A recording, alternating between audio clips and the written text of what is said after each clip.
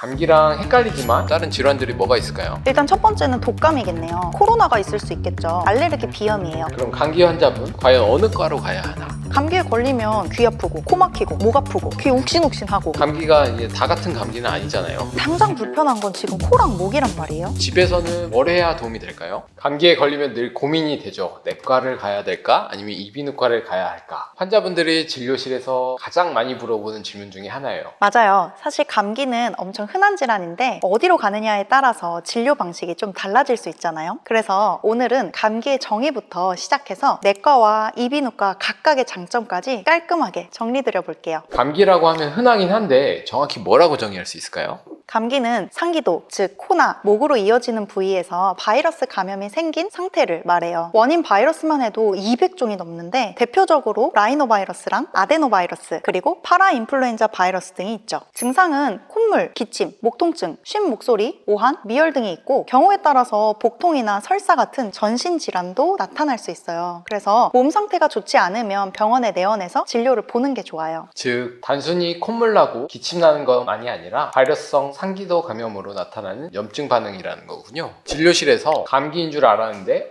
다른 병이네요, 이런 말을 자주 하시거든요. 감기랑 헷갈리지만 치료가 달라질 수 있는 다른 질환들이 뭐가 있을까요? 일단 첫 번째는 독감이겠네요. 이름부터 되게 지독한 감기라는 뜻인데 감기랑 독감은 완전히 다른 질환이잖아요. 독감의 원인은 인플루엔자 바이러스거든요. 사실 감기보다 훨씬 증상이 심하게 나타나요. 고열, 근육통, 전신통과 같은 증상이 함께 있으면 독감을 의심해야 되거든요. 독감은 치료제가 따로 있어서 꼭 내원해서 치료제를 받아서 먹는 약이나 수액 형태로 처방을 받으셔야 되고 예방접종도 꼭 권장드려요. 근데 독감에 항체가 생기려면 보통 2주에서 4주 정도가 소요되기 때문에 독감이 본격적으로 유행하기 전인 가을, 이맘때 접종받는 걸 권장드려요. 특히 독감에 취약한 영유아나 어린이, 65세 이상의 고령층, 만성질환 환자들은 예방접종을 꼭 받아두는 게 좋겠네요. 요약해보면 감기랑 비슷해 보여도 열이 높게 나고 몸살이 심하고 근육통이 아주 심하면 독감을 먼저 생각해보긴 해야겠네요. 두 번째는 코로나가 있을 수 있겠죠. 2019년 말부터 우리를 지독하게 괴롭혔던 질환이잖아요. 초기에는 목이 아프고 그러고 나서 감기 증상이 뒤따르는 게 특징이었는데 사실 요즘은 거의 일반 감기처럼 증상이 나타나는 것 같아요. 그래서 순서와 상관없이 열이 높지 않더라도 몸살 증상이 오래 가거나 아니면 목 통증, 호흡곤란이나 두통 같은 것들이 동반이 된다면 코로나 검사를 해보는 걸 권장을 드려요. 그리고 마지막은 알레르기 비염이에요. 감기와 마찬가지로 콧물, 코막힘, 재채기, 목 간질간질하거나 칼칼한 증상이 다 나타날 수 있잖아요. 그래서 환자분들이 감기라고 생각했다가 비염을 진단받는 경우가 꽤 많아요. 차이를 보려면 발생 양상과 지속 기간을 잘 보셔야 되는데요. 알레르기 비염은 특정 계절이나 환경의 변화에 따라서 반복되는 경우가 많거든요. 그래서 예를 들어 먼지가 많은 곳에 갔거나 찬바람을 쐈거나 반려동물과 접촉한 뒤에 증상이 생긴다면 알레르기 비염을 먼저 의심해 볼 수 있어요. 또 감기는 보통 일주일 안에 좋아지는데 알레르기 비염은 2주 이상 지속되는 경우도 있을 수 있어서 감기약을 먹었는데도 증상이 호전이 없다면 이 또한 역시 비염일 가능성이 있겠죠. 병원에서는 피검사를 통해서 알레르기 유발하는 물질 원인을 찾을 수도 있으니까 원인을 못 찾으셨다면 내원해서 검사를 받아보는 것도 좋을 것 같아요. 정리해보자면 고열과 근육통이 심하면 독감, 몸살 증상이나 목 통증, 호흡곤란이 지속되는 경우 코로나 혹은 감기, 그리고 계절에 따라서 환경 변화에 따라서 2주 이상 증상이 되면은 알레르기 비염 가능성이 크겠네요. 그러면 감기는 계절성 질환이잖아요. 특히 가을, 겨울에 환자분들이 훨씬 많이 오잖아요. 사실 이런 이유가 있죠. 바이러스는 차갑고 건조한 환경에서 증식하기 딱 좋기 때문이에요. 라이노바이러스가 특히 그렇잖아요. 맞아요. 라이노바이러스는 특히 온도가 낮을수록 더 활발하게 증식해요. 특히 10도에서 15도 정도가 제일 좋아하는 환경이거든요. 반대로 30도 이상에서는 잘 못 자라요. 그래서 겨울이 되면 바이러스가 훨씬 득세하게 되는 거죠. 그러니까 날씨가 차가워지면 바이러스는 막 신이 나는 거고 우리 몸 방어력이 이렇게 떨어지니까 감기에 더 잘 걸릴 수밖에 없겠네요.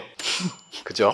네, 맞아요. 또 겨울은 공기가 건조하잖아요. 그리고 건조하면 우리 코랑 목이 엄청 말라요. 점막이 건조해지면 바이러스가 훨씬 더 잘 침투하고 퍼지는 것도 엄청 쉽게 퍼질 수 있어요. 그래서 물을 자주 마시고 가습기를 이용해서 적절한 습도를 유지하는 게 중요하죠. 그렇죠. 실제로 진료실에서도 따뜻하게 지내시고 실내 습도 잘 유지하세요 라고 이렇게 말하잖아요. 환경 관리가 감기 예방의 첫 걸음인 거죠. 그리고 추위가 면역에도 영향을 직접적으로 주잖아요. 몸이 춥다고 느끼면 말초혈관이 수축하게 되는데 그런 면역세포가 잘 이동하지 못해서 바이러스 방어가 약해지는 거죠. 따뜻하게 지내는 게 단순히 체온 유지 차원을 넘어서 면역까지 지켜주는 거예요. 결국 요약해보면 겨울에 감기에 잘 걸리는 이유는 세 가지네요. 첫 번째, 바이러스가 좋아하는 낮은 온도. 두 번째는 건조한 대기. 세 번째는 추위로 약해지는 면역력. 세 가지가 겹치게 되는 거죠. 그러면 감기는 대부분 바이러스 때문이잖아요. 그래서 치료는 대증치료, 증상에 맞춰서 치료하는 게 기본이에요. 수연 원장님, 그러면 구체적으로 어떻게 치료하게 되나요? 감기는 특별한 항바이러스제를 쓰는 경우가 많지 않아요. 그래서 열이 나면 해열제, 콧물이 심하면 항히스타민, 기침하면 거담제를 쓰는 식으로 불편한 증상만 줄여주는 게 치료 원칙이죠. 그리고 증상이 심할 때는 단순히 약만 쓰는 게 아니라 코나 목에 직접 뿌려주는 스프레이나 네뷸라이저, 석션 같은 장비를 통해서 치료를 받을 수 있어요. 이런 치료는 특히 아이들이나 어른 환자분들 중에 콧물이 너무 심하거나 인후통이나 가래, 기침 등이 심할 때 특히 더 도움을 드릴 수 있고요. 환자들이 제일 많이 묻는 게 항생제잖아요. 맞아요. 근데 감기는 대부분 바이러스 질환이기 때문에 항생제가 필요하지 않아요. 하지만 세균 감염이 동반된 경우라면 항생제가 필요할 수 있죠. 그래서 예를 들어 고열이 오래 지속되거나 지속되는 편도염, 중이염, 부비동염의 경우는 세균성 감염을 의심하고 항생제를 고려를 해야 돼요. 그리고 독감이나 코로나 같은 경우는 또 다르잖아요. 그래서 독감은 인플루엔자 항바이러스제, 코로나는 고령이나 만성질환자의 경우에는 코로나 치료제를 처방받아서 써야 하거든요. 그래서 단순히 감기 같아요 생각하고 넘기면 안 되는 거예요. 결국에는 환자 스스로 구분하기가 참 쉽지가 않잖아요. 왜냐면 환자분들이 스스로는 이게 단순 감기인지 세균성 감기인지 독감인지 코로나인지 구분하는 건 거의 불가능해요. 그래서 증상이 좀 심하거나 오래 지속이 된다면 병원에 그냥 오셔서 검사를 받아보시는 게 좋아요. 안 그러면 폐렴 같은 합병증으로도 쉽게 이어지기도 하잖아요. 요약하면 감기 치료는 기본적으로 대증치료지만은 세균성 감기, 독감, 코로나일 수 있으니 증상이 심하면 반드시 병원 치료가 필요하다 이 말이군요. 맞아요. 그게 핵심이에요. 자, 그럼 오늘의 하이라이트죠.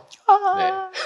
그럼 감기 환자분 과연 어느 과로 가야 하나? 저는 내과니까 당연히 내과로 오셔야 된다고 말씀드리겠습니다. 아니 약간 말이 안 되는 게 감기에 걸리면 귀 아프고 코 막히고 목 아프고 귀 욱신욱신하고 코 막히고 콧물 막 나는데 이비인후과에 와야 장비로 제대로 보고 딱 진단을 하죠. 장비 좋죠. 근데 감기가 이게 다 같은 감기는 아니잖아요. 특히 고혈압, 당뇨 있으신 분들, 만성 질환 있으신 분들은 감기 때문에 이제 심한 합병증이 생기는 경우가 있어요. 필요에 따라서는 항생제도 써야 되고, 특히 항생제를 쓰는 경우는 내과가 이제 내성 문제도 그렇고 대학병원에서도 항상 내과의 도움을 받아서 항생제를 쓰는 경우가 많잖아요. 항생제 잘못 쓰면 내성이 생길 수가 있거든요. 좀 더 내과가 유리하다라고 생각합니다. 그건 인정. 하지만 환자분들이 당장 불편한 건 지금 코랑 목이란 말이에요. 그래서 내시경으로 상태를 직접 봐서 정확한 약물을 처방하고 석션 같은 걸로 콧물을 뽑아내고 스프레이 등으로 국소 치료를 해드리면 바로 증상이 좀 시원해지거든요. 그런 즉각적인 효과는 내과에서 좀 주기가 힘들 수 있지 않아요? 즉각적인 시원함도 중요하죠. 근데 이제 감기가 단순한 증상인지 폐렴같이 심각한 합병증이 있는지 이런 건 내과에서 엑스레이나 CT 같은 거 찍어보면서 전신 질환으로 이어질 수 있는지 확인해 볼 필요가 있어요. 그건 또 그러네요. 근데 만약에 목 감기가 심해져서 목소리가 안 나온다든지 목이 쉬던지 아니면 목 안쪽으로 너무 붓는 느낌이 있어서 숨쉬기가 힘들다든지 하는 경우에는 후두염 같은 증상이란 말이에요. 그런 경우에는 후두 내시경으로 확인해서 심한 경우 바로 입원까지 해야 되는데 이런 건 사실 이비인후과가 아니면 확인할 수 없다고 생각해요.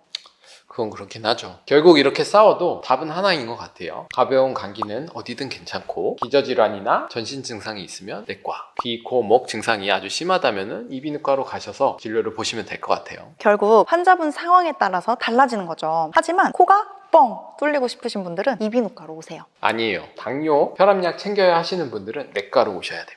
자, 이제 치료 얘기는 충분히 했으니까 환자분들이 가장 궁금해하는 부분으로 넘어가죠. 집에서는 뭘 해야 도움이 될까요? 감기 빨리 낫는 법에서 제가 한번 설명을 드려본 적이 있었어요. 손을 자주 씻고 마스크를 착용하고 소금물로 가글을 해주고 코 세척도 하고 충분히 자고 집안 습도를 유지하는 거예요. 근데 사실 이런 기본만 지켜도 감기 예방에는 엄청 큰 도움이 되거든요. 여기에 하나 더 말씀드리고 싶은 게 바로 비타민 C예요. 우리 점막세포에서 분비되는 알파 인터페론이라는 물질이 바이러스 증식을 억제하는 역할을 하는데 이걸 만드는데 꼭 필요한 재료가 비타민 C거든요. 실제로 연구 결과에서 꽤 차이가 있었죠? 맞아요. 메타 분석 결과를 봐보면 비타민 C를 하루에 1g 이상 장기 복용했을 때 감기 중증 증상에 대한 효과 차이에 대해서 메타 분석을 한 거거든요. 여기서 환자의 주관적인 평가 그리고 연차 사용 유무를 기준으로 중증도를 평가했어요. 연차 사용을 먼저 비교해봤는데 비타민 C를 복용한 군에서 연차 사용률이 15% 감소한 것을 확인할 수 있었어요. 또 주관적으로 증상이 심하다고 느낀 날의 수나 중증도 면을 비교해봤을 때 표와 같이 비타민 C를 섭취한 군의 지표가 더 좋은 것을 확인할 수 있었고요. 물론 비타민 C가 감기를 무조건적으로 예방한다? 이런 건 또 아니잖아요. 하지만 증상을 덜 심하게 만드는 데에는 효과가 있다라는 거를 연구가 증명을 한 거죠. 그러면 음식으로 챙기는 게 제일 좋겠네요? 신선한 과일로 섭취를 하시면 돼요. 귤, 오렌지, 한라봉 같은 감귤류나 키위, 블루베리처럼 신맛이 나는 과일들이 비타민 C가 많아요. 하지만 또 당뇨가 있으시거나 과일 등의 섭취가 여러 가지 원인으로 좀 어려우신 분들은 그냥 영양제로 챙겨 드시는 것도 좋을 것 같아요. 비타민 C는 수용성 비타민이기 때문에 과하게 드셔도 몸에서 대부분 소변으로 배출을 하게 되니까 큰 부작용도 걱정은 없어요. 그래서 겨울철에는 일부러라도 챙겨 드시는 걸 권장드려요. 정리하면 기본적으로 생활수칙을 지키고 거기에서 비타민 C까지 더해주면 훨씬 더 도움이 되겠네요. 맞아요. 집에서 할 수 있는 가장 간단하면서도 굉장히 효과적인 방법들이에요. 오늘은 우리가 감기에 대해서 정리를 좀 해봤어요. 감기는 굉장히 흔하지만 단순히 가볍게 넘길 수 있는 질환만은 아니에요. 그래서 증상이 심하시거나 오래 가고 계시다면 병원에서 감별 진단을 꼭 받아야 하고요. 생활 속에서 손 씻기, 충분한 수면, 습도 관리, 그리고 비타민 C 챙기는 습관만 잘 지켜주셔도 훨씬 덜 힘들게 지나갈 수 있을 거예요. 오늘의 영상이 도움이 되셨다면 정말 좋겠고요. 저희는 다음에 더 좋은 내용으로 찾아뵙도록 하겠습니다. 지금까지 내과 전문의 건담 이비인후과 전문의 주수연이었습니다. 감사합니다.